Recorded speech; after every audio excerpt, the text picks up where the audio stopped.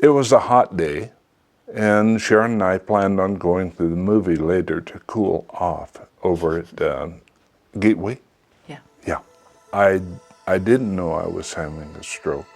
My wife started asking me what was wrong, and I don't remember answering anything. He was sitting there and watching the movie that he didn't like anyway. And all of a sudden he kind of went, I said, "Where do you hurt?" I thought he was having a heart attack or something. And he turned to me with this blank stare and said, "No hurt." And I knew immediately he'd had a stroke. I just remember very little about what happened at the hospital. So we had to move very quickly, and in fact he was progressively getting worse in the emergency department. He had a blockage in the basilar artery, which again is in a very dangerous place. We had our choice what we wanted to do with it. And so we talked it over and he said, "Fix it." So we did.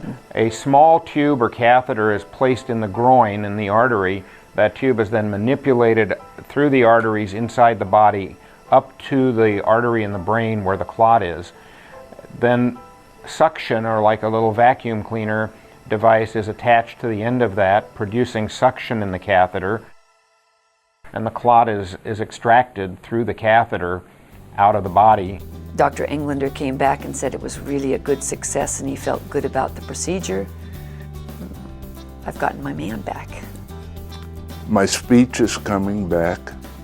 I've had physical therapy, vocational therapy, speech therapy, and everything went quite well. They said I was progressing nicely.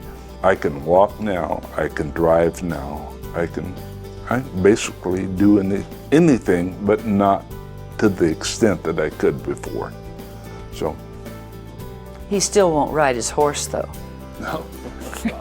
He says he doesn't have the balance for it. I can't say enough about the facility and the people.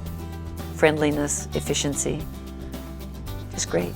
I'm looking forward to the summer and being able to golf again and perform many of the things that I had done before, and just really enjoy life.